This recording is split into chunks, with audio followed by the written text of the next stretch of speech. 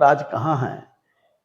गृह राज्य मंत्री बन जाना, हम जानते हैं कि भारत सरकार में राज्य मंत्री की क्या औकात है, इसलिए वो अपना मुगलाते में रहे। लेकिन जी हम कोई एक व्यक्ति का सवाल नहीं है। राष्ट्रीय जनता दल जिसके नेता लालू यादव हैं और इंडिया गठबंधन जिसके नेता लालू यादव, नीतीश कुमार और तेजस्वी यादव हैं, इसको आम जनता ने स्वीकार कर लिया है। और कोई भी आ जाए, बड़ी से बड़ी ताकत भी आ जाए, उनको परास्त होना निश्चित। एक और बड़ी जिम्मेवारी, समस्तीपुर लोकसभा सीट से आप चुनाव मुझे लड़ेंगे। नमस्कार, 2024 में लोकसभा चुनाव है और बिहार में लोकसभा की 40 सीटें हैं और इन 40 सीटों पर मुकाबला नहीं, महामुकाबला होना है। भारतीय जनता पार्टी की बेचैनी बढ़ी हुई है। लालू यादव नीतीश कुमार की दोस्ती अपने आप में एक तिलिस्म है और फिर जिस तरीके से आरक्षण का कोटा बढ़ाया गया, जाति गणना हुई है, भारतीय जनता पार्टी महागठबंधन के आधार वोट बैंक में या खासकर आरजेडी के आधार वोट बैंक में सेंधमारी की कोशिश कर रही है। ये कोशिश कितनी सफल होगी, असफल होगी, हम नहीं जानते। हमारे साथ आरजेडी के बेहद कद्दावर नेता श्याम रजक सर हैं। सर, आपसे ये समझने की कोशिश होगी, कल एक बड़ा कार्यक्रम भारतीय जनता पार्टी ने किया बापू सभागार में, और दावा ये किया जा रहा है कि हजारों लोग, यादव समाज से आने वाले लोग भारतीय जनता पार्टी में शामिल हो गए हैं। देखिए, सबसे पहले तो मैं ये कहना चाहूंगा, कल जो रंगा सियार था उसका रंग उतर गया और साबित हो गया कि वो सही में सियार है। लोग उसको समझते थे शेर।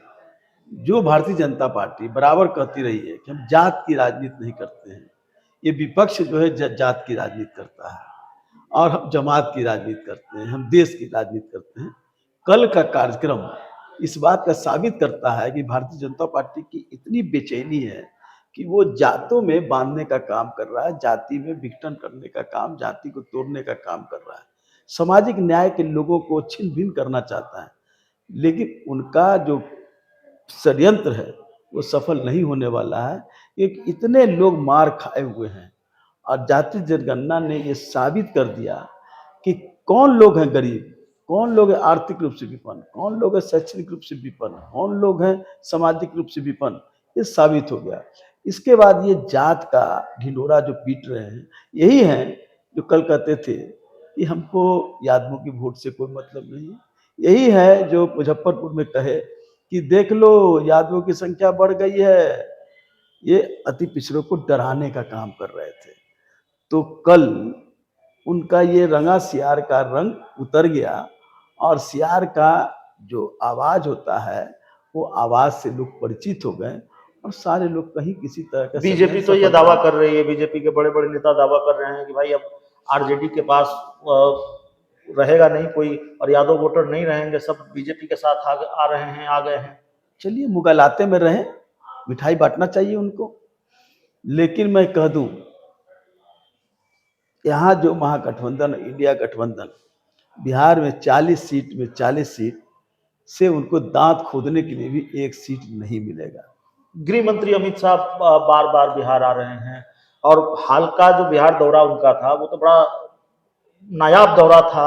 मध्य प्रदेश और राजस्थान, छत्तीसगढ़ जैसे बड़े राज्य में चुनाव है, बाकी राज्यों में भी चुनाव है, वहां से फुर्सत निकालकर बिहार दौरे पर आए और तमाम बातें उन्होंने कही है। बार बार गृह मंत्री को अमित शाह साबित करता है कि भारतीय जनता पार्टी कितनी छटपटाहट में है, कितनी घबराहट में है, कितनी बेचैनी में है। ये साबित करता है कि उनका जनाधार या उनका जो षड्यंत्र था वो सब खिसक गया है और उस खिसके हुए जनाधार को फिर से संगठित करना चाहते हैं अपने षड्यंत्र के माध्यम से। लेकिन उनके षड्यंत्र से आम जनता वाकिफ हो चुकी है और आम जनता उनके लुभावने जो जुमला है उसमें आने वाली नहीं। कल राजद सुप्रीमो लालू प्रसाद यादव ने एक चुनौती दी केंद्रीय गृह राज्य मंत्री नित्यानंद राय को कि आप तेज प्रताप यादव के खिलाफ चुनाव लड़ लीजिए, आपको पता चल जाएगा। तो उन्होंने कहा है कि मैं संन्यास ले लूंगा अगर तेज प्रताप यादव से चुनाव हार जाऊंगा तो। देखिए ना, ये उनका कहना है, वो कितने चुनाव लड़े और कितने हारे हैं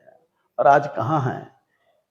गृह राज्य मंत्री बन जाना, हम जानते हैं कि भारत सरकार में राज्य मंत्री की क्या औकात है, इसलिए ये वो अपना मुगलाते में रहे।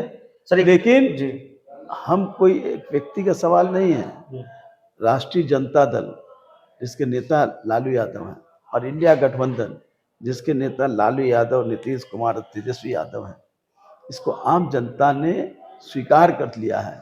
और कोई भी आ जाए, बड़ी से बड़ी ताकत भी आ जाए, उनको परास्त होना निश्चित है। सर, पिछले कई घंटों से ये सुगबुगाहट है, बिहार के राजनीतिक गलियारों में इस बात की चर्चा है कि उपेंद्र कुशवाहा फिर महागठबंधन का हिस्सा बनने जा रहे हैं। क्या जानकारी है या फिर इस पूरी खबर को कैसे देख रहे मुझे हैं? इसकी कोई जानकारी नहीं है। पार्टी के आप वरिष्ठ नेता हैं, पार्टी में बड़ा पद संभाल रहे हैं, लेकिन हमारे पास एक और जानकारी है। जानकारी ये है कि श्याम रजक सर को बड़ी जिम्मेवारी पार्टी देने जा रही है, एक और बड़ी जिम्मेवारी, समस्तीपुर लोकसभा सीट से आप चुनाव मुझे लड़ने जा रहे हैं। जानकारी नहीं। इंडिया गठबंधन जिसे तय करेगा उसे हम सब मिल करके करके उसको जिताने का काम करेंगे। जहाँ तक समस्तीपुर का बात है, हम पार्टी के संगठन के लिए बराबर लगे रहते हैं, बिहार में भी लगे रहते हैं, देश में भी लगे रहते हैं। समस्तीपुर का दौरा ज़्यादा ज़्यादा होता है क्योंकि वहाँ के लोगों के साथ एक भावनात्मक, एक सकारात्मक संबंध है।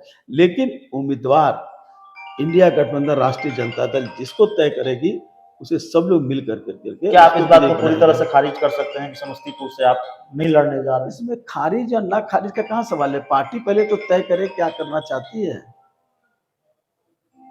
आपकी सक्रियता से ये चर्चा फिर हुई।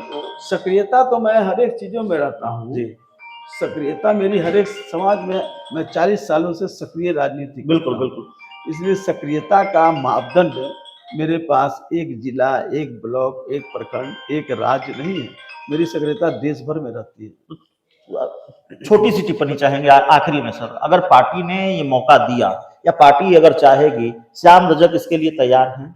पार्टी के हम एक सक्रिय कार्यकर्ता हैं और पार्टी का जो भी आदेश होगा वो कार्यकर्ताओं का मानना उसको सिरोधार है।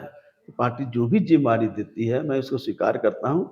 आगे भी जो जिम्मेदारी देगी उसको हम स्वीकार करेंगे। तो चलिए, हमारे साथ आरजेडी के कद्दावर नेता और कई दशक से आरजेडी में महत्वपूर्ण जिम्मेदारी संभालते रहे, जेडीयू के कद्दावर चेहरा रहे श्याम रजक सर हमारे साथ थे। इस पूरे इंटरव्यू में, इस पूरी चर्चा में इतना ही। बहुत बहुत धन्यवाद।